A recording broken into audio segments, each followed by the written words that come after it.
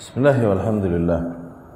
Wassalatu wassalamu ala Rasulillah wa ala alihi wa ashabihi wa man walah. Amma ba'd. Kita melanjutkan pembahasan dari kitab Sittud Durar. Masih di halaman 20 untuk yang pakai bahasa Arabnya. Faidatan, dua faidah dari hadis yang telah kita sebutkan. Hadis yang di mana Rasul sallallahu alaihi wasallam memerintahkan untuk menghancurkan berhala yang ada di Yaman. Ya, ini hadis yang kemarin. Ya. Qala Ibnu Hajar 'inda qauli Rasul sallallahu alaihi wasallam. Yang pertama, Ibnu Hajar rahimahullah berkata dalam mensyarah hadis, "Ala turayyihuni? Maukah engkau membuatku tenang, menenangkanku?" Oke? Al-murad berrahah rahatul qalb. Yang dimaksud ketenangan di sini adalah ketenangan hati. Maka syai'un at'ab liqalbin Nabi sallallahu alaihi wasallam min baqa ma yusyrak bihi min dunillahi ta'ala. Tak ada sesuatu yang lebih membuat resah hati Nabi sallallahu alaihi wasallam daripada eksisnya sesuatu yang dengan itu Allah dipersekutukan. Ya. Faedah yang kedua, karena min aidatihi sallallahu alaihi wasallam, yang termasuk kebiasaan Rasulullah sallallahu alaihi wasallam, idza alaha fid du'a'i da'a thalathan. Apabila Rasul sallallahu alaihi wasallam mau menambahkan doa, Rasul doakan 3 kali keberkahan biasanya. Kama jaa'a an Ibnu Mas'ud wa ghairi, sebagaimana hadis yang datang dari Ibnu Mas'ud radhiyallahu anhu dan lain-lain. Wa hahuna, tapi di dalam kasus hadis ini, da'a Nabi sallallahu alaihi wasallam khamsan. Nabi sallallahu alaihi wasallam mendoakan 5 kali. Lima'nan iqtada dzalik, berarti sesuatu banget. Gitu. Ya. Wa huwa anna jinab at-tauhid a'zam ma du'iya lahu wa nusir. Fafham. Yaitu dikarenakan perihal tauhid adalah perkara yang paling hak, paling agung untuk dibela, paling agung untuk diagungkan, ya. Fa kaifa istarahat qulubu du'atin yu'allimuna an-nasa az-zuhda aw al-akhlaqa aw as-siyasata aw ghairiha fi masajid buniyat ala adriha. Tuh. Maka bagaimana mungkin hati-hati para dai-dai yang mengajarkan manusia kezuhudan, mengajarkan akhlak, mengajarkan manusia politik atau hal-hal lain masih tenang hati mereka, oke? Melihat masjid-masjid yang di situ dibangun di atas kuburan. Sementara fokus mereka ke adab, ke akhlak. Banyak masjid yang dibangun di atas kuburan, yang mereka serukan politik. Ini akhlak, adab, ini sufi. Oke? Biasanya mereka bodoh amat, syirik nggak apa-apa, yang penting yang manis adabnya. Begitu ya? Ini sufi. Oke? Adapun politik nggak apa-apa, syirik, ayo udah nggak apa-apa syirik. Yang penting pilih yang itu ya. Gitu. Ini haraki, siasah politik. Wala yuharrikuna sakinan. Kok bisa hati mereka tenang? Tidak membuat mereka bergerak sedikit pun untuk mengingkari, mengucapkan, menegaskan yang tauhid, mengingkari kesyirikan. Bal rubbama yataharrak sakinun min ghairihim ghirah ala jinab tauhid faqamu musyaghibin. Bahkan lebih mirisnya lagi, orang lain mungkin selain mereka yang bergerak membela tauhid, bergerak mereka mau bergerak dan membela tauhid, mengingkari kesyirikan, yang ada dai-dai tersebut malah mengacaukannya, mendiskreditkannya dengan perkataan mereka dan tuduhan mereka. Dibilang yang kayak begitu nih memecah belah umat, katanya. Tuh, Wahabi, sunnah. Ya, memecah belah umat. Laisa bihakim, dakwahnya enggak bijak. Ya salam. Yang bijak yang mana? Yang boleh jilat-jilat batu nisan. Nah, itu bijak. Salima minhu syuyu'iyun wa lam yasham minhu salihun hatta wa hum mauta. Para orang-orang komunis yang menyeru kepada akidah komunis selamat dari lidah mereka. Oke? Sementara orang-orang saleh tidak selamat dari lidah dan celaan-celaan mereka kalaupun mereka sudah mati. Kalaupun orang saleh tersebut udah mati. Lihat apa yang mereka katakan tentang Imam Muhammad bin Abdul Wahhab. Tentang Syekh Al-Albani rahimahullah. Lihat apa yang mereka katakan. Ya. Fa aina al-ikhlas? Mana keikhlasannya kalau begitu? Wa aina hum ahluh? Mana para orang-orang yang mengikuti keikhlasannya? Ikhlas ya ini di sini murni menerima Allah Subhanahu wa taala sebagai satu-satunya sesembahan dan mengingkari sesembahan lain selain itu ikhlas. Wa innal ladzina ja'alu ghadabahum yashtad biqadri ghadabillah. Mana mereka yang menjadikan murkanya, terbakar amarahnya seiring dengan kemurkaan Allah Subhanahu wa taala. Yani Allah murka pada hal apa? Nah, murkalah engkau pada hal itu. Allah sangat memurkai kesyirikan. Faqad qala Rasulullah sallallahu alaihi wasallam, Rasul sallallahu alaihi wasallam telah bersabda, Allahumma la taj'al qabri wathanan yu'bad. Ya Allah, janganlah engkau jadikan kuburanku berhala yang disembah. Ishtadda ghadabullah ala qaumin ittakhadhu qubura anbiya'ihim masajid. Sungguh, mengeras murka Allah, yakni membesar murka Allah atas sebuah kaum yang menjadikan kuburan para nabi mereka sebagai masjid. Innal wala'a lillahi azza wa jalla. Sesungguhnya yang termasuk bentuk, yakni bentuk loyalitas kepada Allah Subhanahu wa taala, antaghdaba li ghadabi, yaitu ketika kau murka padahal yang Allah murka padanya. Kau cinta padahal yang Allah cinta padanya. Itu berarti kau loyal pada Allah. Namun ketika kau mentolerir apa-apa yang Allah murkai, justru kau menghindari dan mencela apa-apa yang Allah cintai, ya itu mah namanya enggak wala, enggak loyal. Wa tarda li ridha, ketika kau mencintai apa-apa yang diridhai, yang dicintai oleh Allah Subhanahu wa taala. Ar-ridha al-mahabbah, ridha pada Allah artinya cinta. Wa hadha tauhid alladhi tuwali fihi wa hadha syirk alladhi tuadi fihi. Nah, demikianlah tauhid yang harusnya kau loyal padanya. Demikianlah kesyirikan yang harusnya kau musuhi hal tersebut dan ingkari. Yambaghi an yusahibaka tula hayatik. Praktek demikian harus terus ada sepanjang hidupmu sampai kau mati. Seru kepada tauhid dan ingkari kesyirikan. Harus terus kita praktekkan hal tersebut di dalam kehidupan kita selama kita masih hidup. Wa mahma balaghatil ummah minal wa'i fihi wal istijabah lahu mablaghal kamal fa inna an-nuqsana waridun 'alal bashari jiddan. Kalaupun umat kesadarannya udah sangat tinggi dan udah sangat taat kepada Rasul sallallahu alaihi wasallam, maka tetaplah ketahui, tetap saja terjadi kekurangan yang namanya pada manusia gitu. Wa syarrun nuqsan al-ikhlas, dan seburuk-buruknya kekurangan adalah ketika kurangnya keikhlasan seseorang. Wad mihlal at-tauhid, sekurang-kurangnya kekurangan, bentuk kekurangan yang paling negatif, adalah ketika kurangnya nilai tauhid, kurangnya loyalitas seseorang kepada tauhid. Walidzalika lam yaskutin Nabi sallallahu alaihi wasallam 'anit tandidi bisyirki hatta fi ukhrayati ayyami.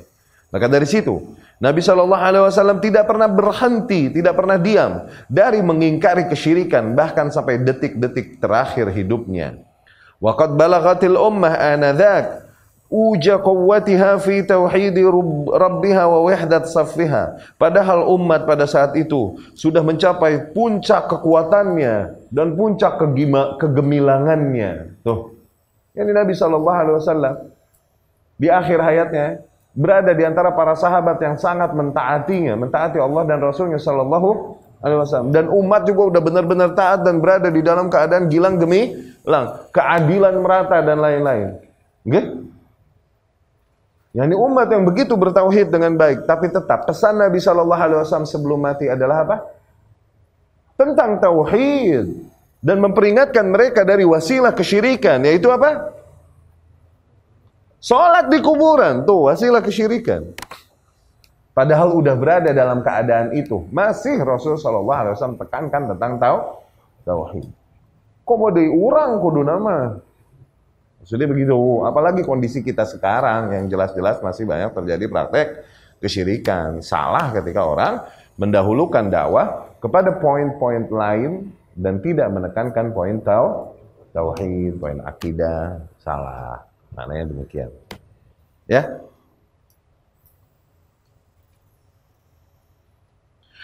Fa'an Jundub ibn Abdullah al-Bajli radhiyallahu anhu qal, dari Jundub ibn Abdullah radhiyallahu anhu ia berkata, sami'tu, aku mendengar Rasulullah sallallahu alaihi wasallam qabla an yamuta bi khamsin, Rasul sallallahu alaihi wasallam sebelum mati 5 hari sebelum kematiannya, wa huwa yaqul, dan dia berkata, inni abra'u ila Allah an yakuna li minkum khalil, sesungguhnya aku berlepas kepada Allah untuk menjadikan khalil di antara kalian. Fa inna Allah qad ittakhadhani khalila, dikarenakan Allah sungguh telah menjadikanku khalilnya. Khalil kemarin telah kita katakan ini khullah, derajat yang lebih tinggi dari mahab. Kalau diterjemahkan dua-duanya cinta. Khalil kekasih, habib kekasih juga artinya. Cuma khalil nih lebih tinggi dari kekasih. Ya. Nah, kalau Rasul SAW telah dijadikan khalil oleh Allah, maka Rasul tidak boleh mengambil makhluk sebagai khalil. Udah. Ya. Kama ittakhadha Ibrahim khalilan, sebagaimana Allah pun Subhanahu wa taala telah menjadikan Ibrahim alaihissalam sebagai khalilnya. Nah, walau kuntum muttakhidan min ummati khalilan, andai saja boleh aku menjadikan salah seorang dari umatku sebagai khalil, kekasihku, ittakhadhtu Aba Bakrin khalila, niscaya aku akan menjadikan Abu Bakar sebagai khalilku. Ya. Ala wa inna man kana qablakum kanu yattakhidhuna qubura anbiya'ihim masajid. Ketahuilah, sesungguhnya kaum terdahulu sebelum kalian, mereka biasa menjadikan kuburan-kuburan para nabi sebagai masjid. Ala fala tattakhidhul qubura masajid. Maka janganlah kalian jadikan kuburan-kuburan sebagai masjid. Fa inni anhaakum an dzalik. Sesungguhnya aku melarang kalian dari praktek tersebut. Sallallahu alaihi wasallam. Ya. Akhirnya kemudian yuwassa' al-masjid fi ahdi al-Walid. Diluaskan kuburan Masjid Nabawi itu diluasin di masanya Al-Walid ibnu Abdul Malik rahimahullah, ya, wa ghafarah. Waktu itu Umar ibnu Abdul Aziz rahimahullah itu wali Madinah. Diperintahkan sama Walid bin Abdul Malik. Walid bin Abdul Malik waktu itu di mana posisinya? Umayyah di mana Umayyah? Syam. Di Syam. Pusat di Syam. Pada saat itu gubernur Madinah adalah Umar bin Abdul Aziz. Lihat, ulama nggak? Ulama dan khalifah nanti pada masanya kan? Nah, Walid mengirim surat untuk meluaskan masjid Nabi dan memasukkan kuburan ke dalam masjid. Kagetlah Umar bin Abdul Aziz. Kenapa? Dia seorang ahli ilmu dan tahu larangan Nabi dalam hal tersebut. Akhirnya dia mengumpulkan para ahli ilmu yang ada di Madinah. Ada Al-Fizari rahimahullah dan lain-lain. La, sebelum masa Al-Fizari. Wallahu a'lam, mengumpulkan wali yang ahli ilmu yang ada di Madinah dan berbicara dengan mereka. Ketika berbicara dengan mereka, mereka memberikan saran agar coba tulis dulu surat deh dengan santun kita, oke? Memberitahukan kepada Amirul Mukminin bahwa tindakan tersebut keliru dan dilarang Nabi Sallallahu Alaihi Wasallam. Akhirnya ditulis oleh Umar bin Abdul Aziz surat ya dengan adabnya gitu, berkata bahwasanya meminta maaf bahwa kita tidak bisa melakukan hal tersebut dan tidak boleh, Nabi melarang kita, hadisnya demikian. Disampaikanlah kepada pemimpin yang ada. Tapi ternyata Al-Walid berkeras untuk meluaskan masjid Nabi Sallallahu Alaihi Wasallam dan memasukkan kuburan ke dalamnya, sampai akhirnya menekan dan mengancam Umar bin Abdul Aziz rahimahullah. Dan berkata, yakni kalau tidak kau lakukan, maka aku akan utus pasukan pada Madinah. Iya kan? Di situ bingung Umar bin Abdul Aziz rahimahullah. Lihat. Syuf, mentaati penguasa wajib, tapi pada hal yang bertentangan dengan syariat tidak boleh. Dalam hal ini Umar bin Abdul Aziz taat jangan? Gue nanya, mentaati penguasa wajib gak? Oke. Tapi kalau poin yang diperintahkan adalah poin yang bertentangan dengan syariat, gimana? Maka wajib nggak mentaati penguasa? Yang wajib mentaati Allah dan Rasulnya atau mentaati penguasa dalam hal itu? Allah dan Rasulnya. Oke? Tapi, nah, kasus yang Anda ceritakan ini, Umar bin Abdul Aziz rahimahullah harusnya mentaati penguasa atau jangan? Jangan kan? Oke. Tapi apa yang dilakukan? Yang dilakukan oleh Umar bin Abdul Aziz pertimbangan maslahat madarat. Oke, pada dasarnya tidak boleh ditaati, tidak boleh ditaati. Tapi kalau kita tentang nanti, madaratnya lebih besar atau manfaatnya? No. Pasukan datang, akhirnya tertumpah darah, fitnah lagi di kalangan umat Islam yang gak habis-habis.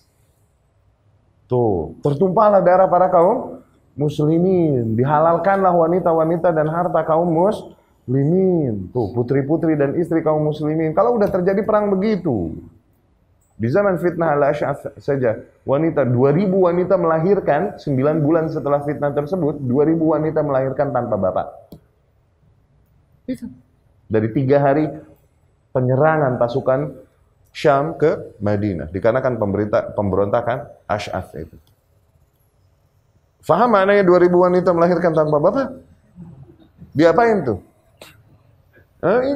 Itulah perang, welcome to the club.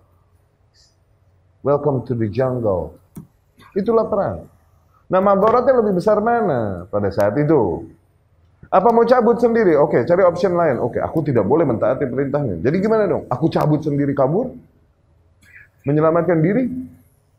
Dan kemudian maslahat kaum muslimin gimana? Yang berada di bawah kuasaku di Madinah? Ayo. Pada saat itu Umar bin Abdul Aziz akhirnya mendirikan bangun, nah, bahkan ada proses di dalam prosesnya, bahkan sempat tersingkap kakinya Umar bin Khattab radhiyallahu anhu. Kan kuburannya situ Rasul SAW, Abu Bakar, Umar, gitu kan? Sempat tersingkap kakinya Umar bin Khattab radhiyallahu anhu dan utuh. Itu buru-buru dikubur lagi, nangisnya bermalam-malam nggak berhenti Umar bin Abdul Aziz. Seolah-olah tak pernah dia melakukan dosa yang lebih besar, kekurangan ajaran yang lebih besar daripada hal ini. Karena aib. Nabsyu qabril mu'min aibun. Tuh, menggali kuburan seorang mukmin adalah aib. Nggak boleh, itu aib yang besar, nggak boleh. Kalaupun terjadi kesalahan di kuburannya, kalaupun terjadi kesalahan. Jadi, dikuburin pakai kafan. Dikuburin tanpa kafan, salah nggak?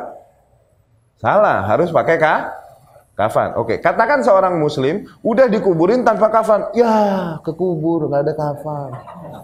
Gitu ya. Maka apa yang harus dilakukan? Digali lagi dan dikafanin terus dikubur lagi atau dibiarkan? Dibiarkan. Kenapa? Menggali kuburan muslim aib yang lebih besar daripada kagak dikafanin. No, sang. Tokoh ya mainannya begitu. So fikih. Ala kulli hal akhirnya dibangunlah, ditaatilah oleh Umar bin Abdul Aziz perintah al-Walid. Pertimbangannya adalah maslahat dan madarat. Dan itu tepat ijtihad Umar bin Abdul Aziz pada saat itu paling tepat. Oke? Pada saat itu paling tepat udah. Hukumnya haram nggak padahal membangun di masjid? Membangun masjid di kuburan gitu loh, memasukkan kuburan ke dalam masjid haram nggak? Cuman tetap aja hukum adalah sesuatu yang ngegantung sampai bumi. Nah, selalu begitu. Pertimbangannya mah maslahat madarat sampai bumi mah. Kalau di ngototin ini gimana gitu loh. Apa yang terjadi? Sama seperti Ali bin Abi Thalib radhiyallahu anhu yang terkena kewajiban mengkisos para pembunuh Utsman. Nah, hukumnya apa kisos? Wajibnya atas siapa? Penguasa. Penguasa pada saat itu Ali bin Abi Thalib pada masanya. Dan dia wajib mengkisos pembunuh Utsman. Tapi ketika hukum di langit wajib, nyampe bumi, maslahat madarat yang dihitung. Tetap. Ya. Itu yang terjadi akhirnya jadi fitnah sampai sekarang. Semoga Allah Subhanahu wa taala ya berikan petunjuk kepada para hamba-hambanya tentang nilai yang seharusnya diyakini oleh seorang muslim. Dikarenakan kaum muslimin sebesar apapun keterangan yang kita bawakan kepada mereka haramnya sholat di masjid, haramnya memasukkan kuburan di masjid, tetaplah mereka akan tertipu, terkena syubhat bahwa ada kuburan Nabi SAW di dalam Masjid Nabawi. Itu selalu jadi syubhat. Kuburiyun dari zaman ke zaman. Kuburiyun, ya. Kuburiyun. Para ulama memang mengatakan orang-orang yang mengkeramatkan kubur, kuburiyun. Bukan bahasa anak. Kalau kita mesti mengatakan bahwasanya salahkah kuburan Nabi di dalam masjid? Sah? Cuman pada saat itu kalau mesti dirubah, dikorek, dibongkar, oke? Mahdarat yang terjadi akan lebih terbayang gak jumlah umat Islam di muka bumi ngamuknya kayak apa kalau sampai setengah Masjid Nabawi dihancurin dan digeser di ke sebelah sonoin, oke? Supaya mengeluarkan kuburan dari masjid. Kira-kira akan justru menimbulkan fitnah yang lebih besar di antara kaum muslimin atau justru membawakan maslahat? Fitnah lebih besar. Pertimbangan penguasa itu lebih jauh. Seringkali kita ini nggak tahu apa-apa, makanya jangan ada cerita di Ahlus Sunnah rakyat memaksakan idenya kepada penguasa. Penguasa nggak nurut, ngambek, dia berjemur di jalan. Tuh, itu kan bentuk ngambek kan, bentuk ngambek. Kenapa penguasa nggak nurut sama dia gitu? Yang ngadat dengan idenya. Penguasa lebih idenya, pengetahuannya lebih jauh. Mereka lebih tahu apa yang menjadi maslahat dan madarat atas kaumnya. Adapun yang kita ketahui hanyalah sebatas apa yang ingin kita tahu dan ingin kita dengar doang. Dari media-media yang bisa dijamin semuanya lebih dari 50% yang adalah kedustaan, fasik. Nggak ada media yang beriman. Ya? Wala yazal a'immatud din yurakizun ala hadhihi ad-da'wah al-mubarakah. Dari sinilah setiap imam-imam yang ada di dalam barisan Ahlus Sunnah selalu mempusatkan dakwah mereka, kepada apa? Kepada poin ini, poin tauhid. Yahuthuna an-nas ala ay yajtami'u ala ma kana alaihi salafus salih. Terus mereka mendorong manusia untuk berada di atas konsep salafus salih, menyepakati apa yang disepakati salafus salih, memperjuangkan apa yang diperjuangkan oleh salafus salih terdahulu. Ya? Yaitu di dalam nilai-nilai yang berkaitan dengan Allah Subhanahu wa taala, malaikatnya alaihi wassalatu wassalam, kitab-kitabnya, rasul-rasulnya, dan kemudian hari akhir dan juga qada dan qadar yang baik dan yang buruk. Summu hadhihi sittah usuluddin. Dinamakanlah 6 dasar ini sebagai dasar-dasar agama, usuluddin. Ya. Halaman ke-22.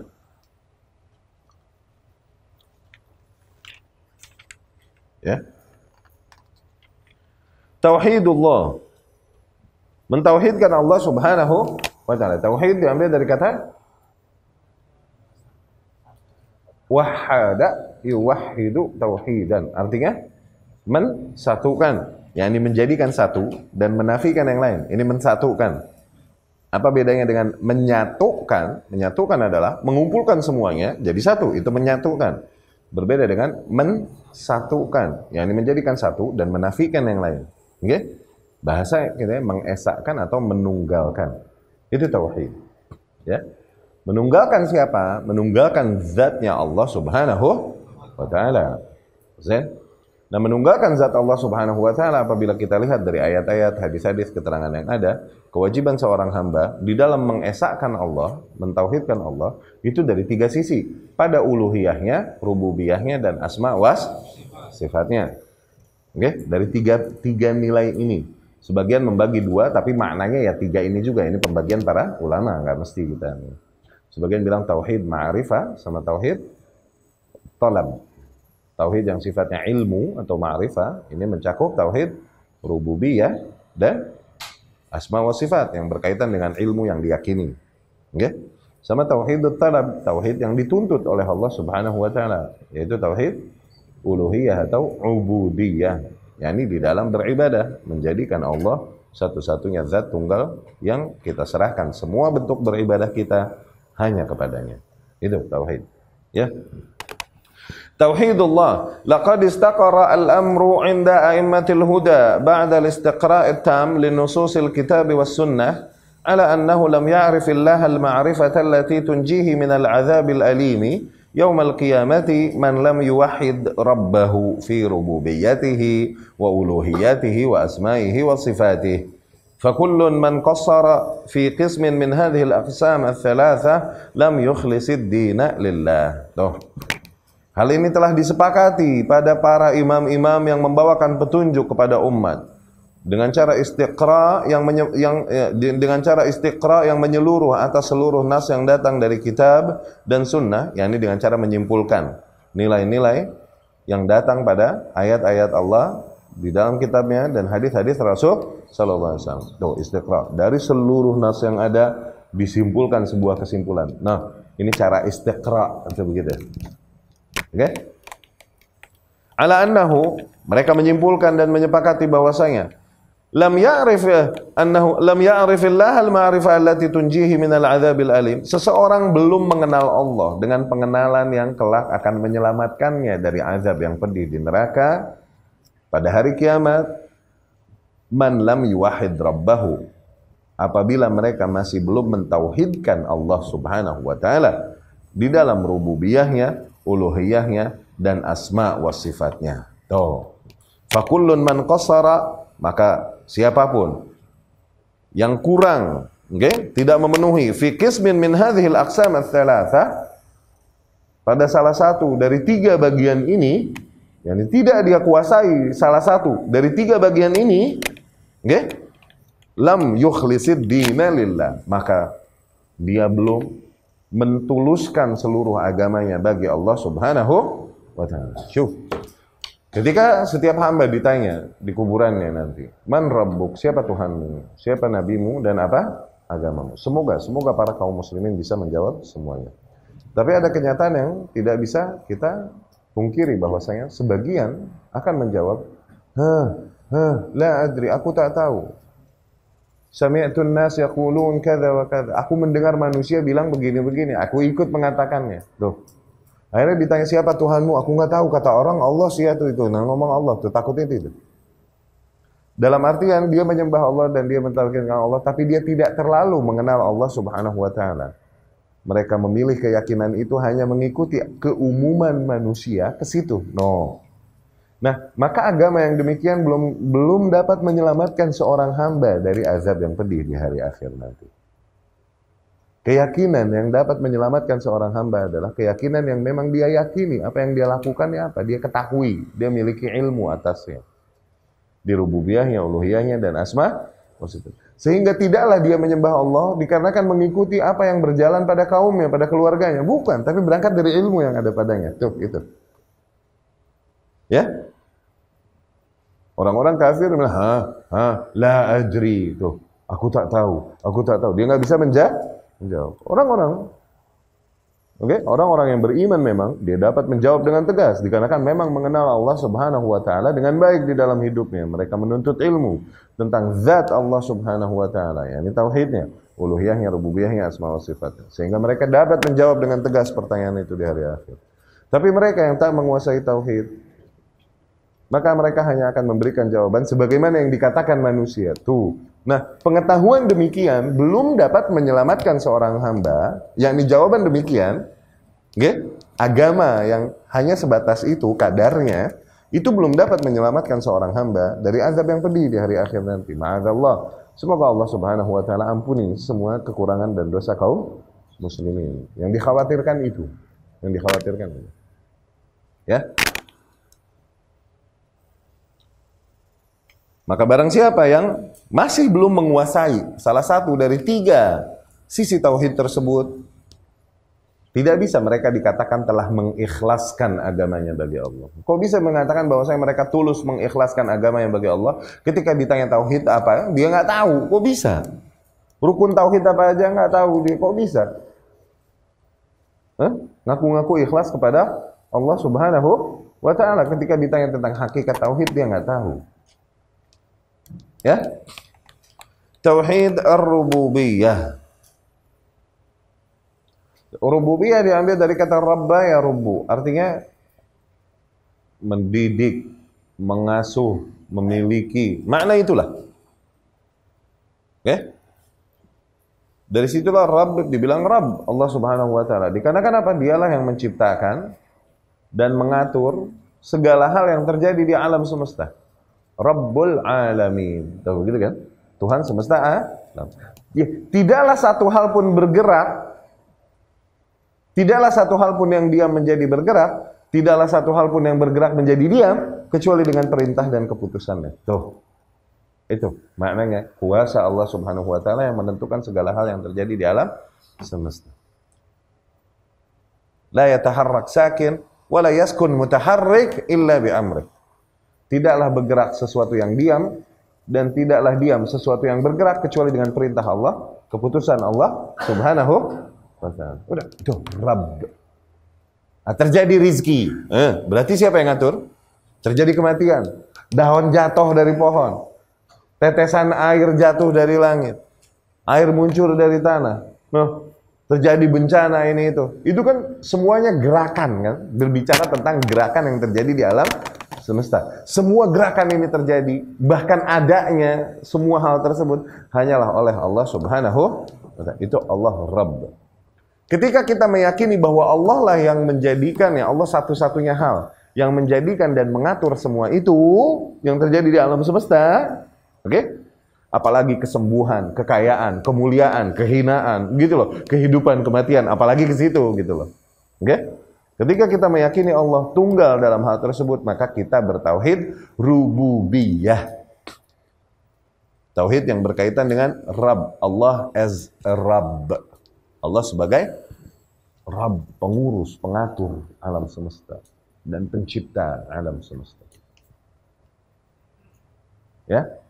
Nah, semua ayat-ayat yang berkaitan dengan itu, hadis-hadis yang menjelaskan bahwasanya Allah demikian, maka ini ayat-ayat yang menegaskan tauhid rububiyah. Ya. Tauhid uluhiyah adalah ketika apa?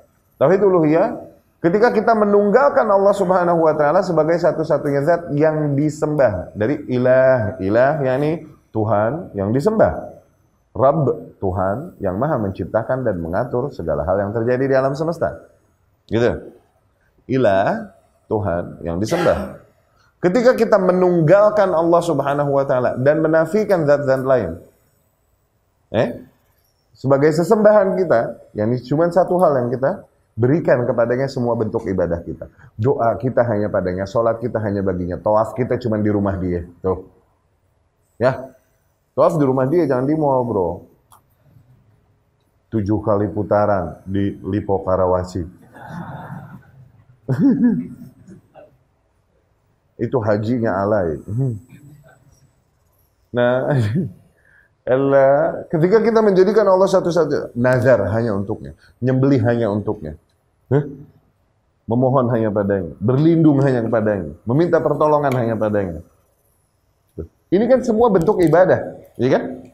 Bentuk ibadah kepada sesuatu. Nah, sesuatu ini haruslah kita jadikan hanya Allah Subhanahu wa taala dan kita ingkari yang lain. Nah, kita telah bertauhid uluhiyah.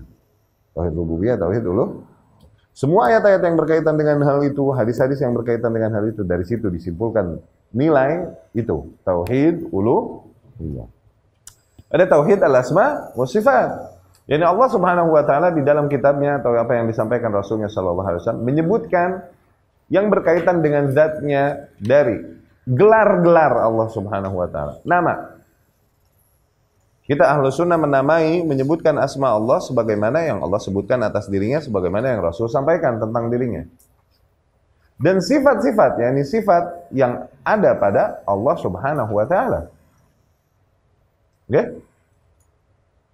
Sifat fisiknya kah? Sifat aktivitasnya kah? Sifat fisiknya, Allah punya tangan, Allah punya kaki. Sifat aktivitinya, Allah cinta, Allah benci. Ya kan? Allah turun di sepertiga malam. Tuh, itu sifat activity. Okay? Sifat aktivitasnya berkaitan dengan masyiahnya, kehendaknya. Kalau dia mau dia lakukan, kalau tidak mau tidak dia lakukan. Sifat yang aktivitasnya. Okay? Ataupun sifat zatnya, yakni fisiknya, okay? Itu selalu demikian, tidak berkaitan dengan kehendaknya. Selalu demikian Allah Subhanahu wa taala. Ya? Sudah paham itu? Sifat, ada sifat zat, ada sifat af'al. Ada sifat yang zatnya Allah, yakni fisiknya Allah maknanya. Ada sifat af'al, activities-nya Allah subhanahu wa ta'ala. Nah, kita harus hanya mensifati Allah dengan sifat-sifat demikian sebagaimana Allah dan Rasulnya kabarkan. Nggak boleh ngarang-ngarang. Oke? Apalagi menentang kabar yang datang dari Allah dan Rasulnya sallallahu alaihi wasallam. Lebih kurang ajar lagi. Oke? Nah, apabila kita meyakini konsep ini, maka kita bertauhid asma pada asma sifat. Nah, semua ayat-ayat dan hadis-hadis yang membicarakan tentang hal ini dari situlah, dari istiqra, ayat-ayat dan hadis-hadis yang berkaitan dengan fisik Allah Subhanahu wa taala zatnya atau berkaitan dengan aktivitasnya Allah Subhanahu wa taala, okay? Maka disimpulkanlah tauhid asma was sifat. Begitu. Dalilnya apa? Dalilnya semua ada di Al-Fatihah. Oke? Okay? Alhamdulillahi Rabbil Alamin. Segala puji bagi Allah Tuhan semesta alam. Tauhid rububiyah. Ar-Rahman Ar-Rahim. Tauhid asma wa sifat. Malik. Asma. Iyyaka na'bud wa iyyaka nasta'in. Iyyaka na'bud tauhid uluhiyah. Hanya kepadamu lah kami beribadah. Wa iyyaka nasta'in. Dan hanya kepadamu lah kami memohon pertolongan. Tauhid rububiyah. Kita meyakini bahwasanya tidak ada yang mampu memberi pertolongan kecuali hanya Allah. Tuh. Dan ketika kita hanya meminta pertolongan kepada Allah, kita bertauhid rububiyah. Iya kan? Semua dalilnya ada di Al-Fatihah. Tauhidur rububiyah wa huwa ya'ni ifrad Allah subhanahu bi af'alihi li'annahu al-khaliq ar-raziq al-mudabbir li khalqihi. Maknanya kita menjadikan Allah yang Maha Tunggal di dalam apa yang dilakukannya. Dikarenakan ialah satu-satunya zat yang Maha menciptakan, yang Maha memberikan rizki dan mengatur semua makhluknya. Al-murabbi lahum bima yaghzuhum min ni'amih, yang mengurus mereka dengan apa yang diberikannya kepada para makhluknya dari nikmat-nikmatnya. Wal iman bisair af'alihi subhanah, dan mengimani semua aktivitas yang Allah Subhanahu wa taala lakukan. Qala Allah taala, Allah berfirman, Qul man yarzuqukum minas sama'i wal ardi amman yamliku sam'a wal absara wa man yukhrijul hayya minal mayyiti wa yukhrijul mayyita minal hayy wa man yudabbirul amr fasayaquluna Allah faqul afala tattaqun. Katakanlah, siapa yang memberikan kalian rizki dari langit dan mengeluarkannya dari bumi? Siapa zat yang memiliki pendengaran dan penglihatan? Siapa yang mengeluarkan kehidupan dari kematian dan mengeluarkan kematian dari kehidupan? Siapa yang mengatur semua perkara ini yang terjadi di alam semesta? Maka niscaya mereka akan menjawab, itu semua yang melakukannya hanyalah Allah. Maka katakan kepada mereka, tidakkah kalian bertakwa kepada Allah Subhanahu? Tidakkah kalian takut kepadanya kalau gitu? Yani, keyakinan ini ada juga pada para kaum musyrikin. Tauhid rububiyah mereka tahu. Mereka mengimani tauhid rububiyah. Dari tauhid rububiyah ini disyarat sama Allah dan Rasulnya sallallahu alaihi wasallam. Kalau kalian mengimani itu, maka kenapa kalian tidak takut kepada Allah sehingga berani-beraninya kalian menyembah hal lain selain Allah? Tuh, maknanya begitu. Kalau memang kalian yakini bahwasanya itu hanya semua kuasa Allah Subhanahu wa taala, maka jadikan ia sebagai satu-satunya zat yang kau serahkan seluruh ibadahmu padanya. Jangan sembah hal lain. Maksudnya begitu. Oke? Tauhid rububiyah saja tidak menyelamatkan seseorang dari sifat musyrik. Awas. Sebagaimana Allah tetap mensifati mereka sebagai kaum musyrikin dan mengabadikan mereka kalaupun mereka meyakini tauhid ini. Ya. Hadzal qism min at-tauhid la yanfa' sahibahu inda rabbih illa idza hadahu ila al-qismaini al-akharaini. Ya, sisi tauhid yang ini tidak berefek bagi si orang yang meyakininya apabila Allah tidak berikan dia hidayah kepada dua bagian tauhid yang lain, ya, yaitu al-uluhiyah dan al-asma was sifat.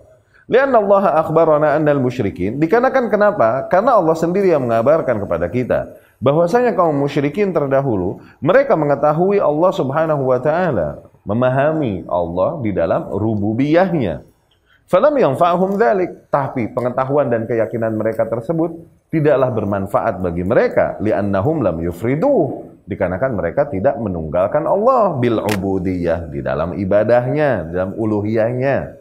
Bahasa lain dari tauhid uluhiyah adalah tauhid ubudiyah, yang menjadikan Allah sebagai satu-satunya ibadah, zat yang diibadahi, gitu.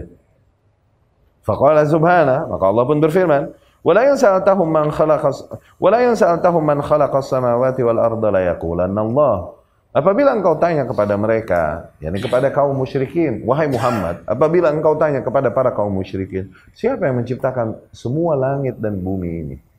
Saya yaqulun Allah. Niscaya mereka la yaqulanna Allah. Niscaya mereka akan berkata, Allah yang menciptakannya. Qala Ibnul Qayyim rahimahullah. Al-Imam Ibnul Qayyim rahimahullah berkata, walau anja hadza tauhid wahda, andai saja tauhid sisi ini saja akan dapat menyelamatkan kita, okay? Yakni ar-rububiyah, yakni tauhid rububiyah saja dapat menyelamatkan seseorang dari api neraka, okay? La anja al-musyrikin, niscaya dengan itu Allah akan menyelamatkan para kaum musyrikin. Tapi tidak demikian kan? Ya kan? Wa sya'nu fi tauhidil uluhiyah alladhi huwal fariq bainal musyrikin wal muwahhidin. Jadi main poinnya itu ada pada tauhid uluhiyah yang memecah barisan kita dengan kaum musyrikin. Ya, kita cukupkan dulu sekian. Semoga dapat dipahami apa yang disampaikan. Pertemuan yang akan datang kita masuk ke tauhid uluhiyah insyaallah.